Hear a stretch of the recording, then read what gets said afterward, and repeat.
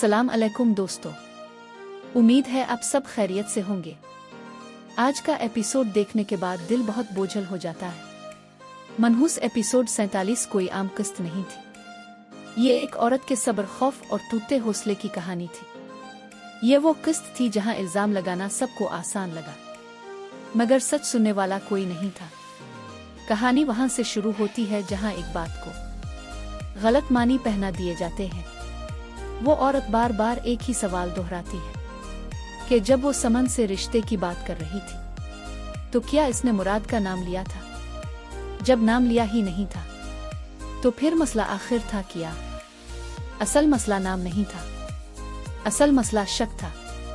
और शक जब दिल में बैठ जाए तो दलील बेमानी हो जाती है। वो समझाने की कोशिश करती है कि वो किसी के खिलाफ नहीं थी, ना उसका मकसद किसी रिश्ते को खराब करना था, मगर उसकी बात सुनने से पहले ही रद्द कर दी जाती है। यहाँ हमें साफ नजर आता है कि औरत की सफाई हमेशा शक के दायरे में ही क्यों आती है। इसी दौरान वो अपने दिल की बात कहती है कि अगर वो इस घर में नहीं रहेगी तो इसके नताइज क्या होंगे। वो कहती है कि अगर वो घर जाएगी तो वहां उम्मी और सलमान में लड़ाई होगी, और अगर वो यहां रही तो इल्जाम खत्म नहीं होंगे। वो एक ऐसी जगह खड़ी है जहां हर रास्ता तकलीफ देता है।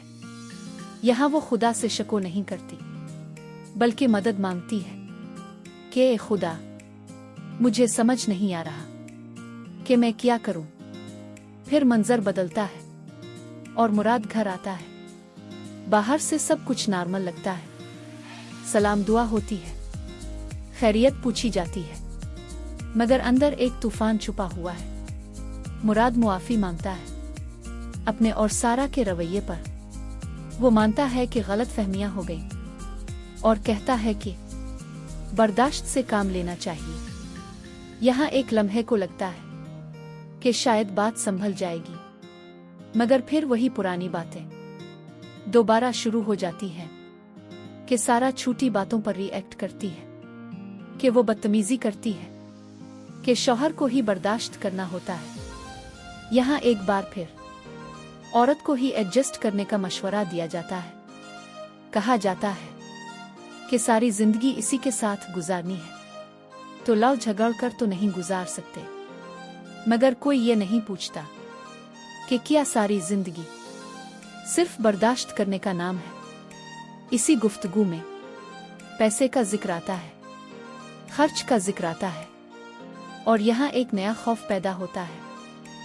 ये एहसास कि अगर आज पैसे की बात है तो कल बात कहीं और तक भी जा सकती है। फिर एक तजवीज दी जाती है कि बाहर घुमाने ले जाओ, मौत ठीक हो जाएगा।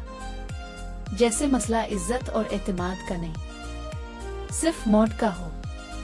दूसरी तरफ शमियल्ला का मामला और ज्यादा संगीन है। उसके वालिदैन शदीद परेशानी में मुब्तला हैं कि उनकी बेटी बच्चे और घर छोड़कर क्यों आ गई है। जब आसिफ सामने आता है तो वो पूरा इल्जामनामा खोल कर रख देता है। वो खुद को मजलूम बनाकर पेश करता है और शमियल्ला को मसला करार देता है। वो कहता है कि शमियल्ला के रवैये की वजह से इसकी माँ दिल की मरीजा बन गई, कि रोज के झगड़ों ने इसका कारोबार तबाह कर दिया, कि इसकी बहन का रिश्ता टूट गया। यहाँ सब कुछ एक ही इंसान के सर डाल दिया जाता है। कोई ये नहीं पूछता कि क्या वाकई सब कुछ एक औरत की वजह से हो सकता है। फिर वो कहता है कि वो ये सब कुछ सिर्फ बच्चों की वजह से बर्दाश्त कर रहा था। ये जुमला सुनकर हर इल्जाम जैसे जायज हो जाता है। बच्चे जिन्हें मोहब्बत की अलामत होना चाहिए, उन्हें दबाव का हथियार बना दिया जाता है। फिर सबसे खतरनाक इल्जाम सामने आता है, ये कि शमियल्ला किसी से फोन पर राब्ते में थी। ये वो बात है जो किसी औरत को बगैर मारे ही खत्म कर देती है। वो कहता है कि जब इसने पूछा तो शमियल्ला बच्चों को छोड़कर मैकी आ गई। गोया ये सबूत है इसके जुर्म का। यहाँ हमें यह भी दिखाया जाता है कि औरत का चले जाना हमेशा उसके खिलाफ ही क्यों जाता है। कोई ये नहीं सोचता कि शायद वो अपनी जान बचाने आई हो। जब शमियल्ला को बुलाया जाता है तो वो बाहर आने से इनकार कर देती है। वो साफ कहती है कि इसे आसिफ से कोई बात नहीं करनी। ये इनकार इसका आखिरी सहारा है, लेकिन इस इनकार को बदतमीजी कहा जाता है, जिद कहा जाता है और नाफरमानी का नाम दिया जाता है।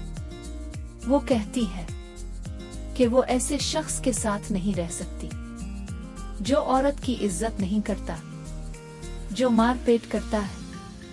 ये वो जुमले हैं जो किसी भी माँ का दिल हिला देने चाहिए, मगर यहाँ माँ भी कंफ्यूजन का शिकार है। वो कभी बेटी के साथ खड़ी होती है और कभी दामाद के साथ, और यही तज़ब्ज़ुब बेटी को मजीद तोड़ देता है। फिर वो लम्हा आता है जो इस एपिसोड को नाकाबिले फरामोश बना देता है। आसिफ तलाक की बात करता है और साथ ही बच्चों को हमेशा के लिए छीन लेने की धमकी देता है। वो कहता है कि चाहे वो रोए गिड़गिड़ाए, अदालतों के चक्कर काटे, बच्चे सिर्फ उसके पास रहेंगे। ये वो जगह है जहां ताकत बोलती है और औरत खामोश हो जाती है। ये वो जगह है जहां कानून भी दिल के खिलाफ खड़ा नजर आता है। शमियल्ला चीखती है, इल्जाम लगाती है कि इसे मारा गया, कि इसे तलाक की धमकियां दी गईं, कि आसिफ अपनी कजिन से शादी करना चाहता था, मगर उसकी बात तो झूठ कही जाती है। अवहम एपिसोड के आखिर में हर किरदार थका हुआ है, मगर सबसे ज्यादा थकी हुई वो औरत है जिसे अभी भी मनहूस कहा जा रहा है।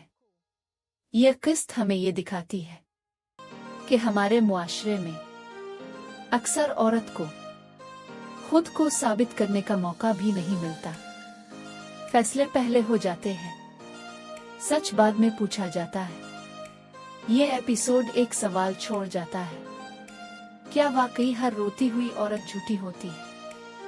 हम सच सुनने से डरते हैं क्योंकि वो हमें बेचैन कर देता है।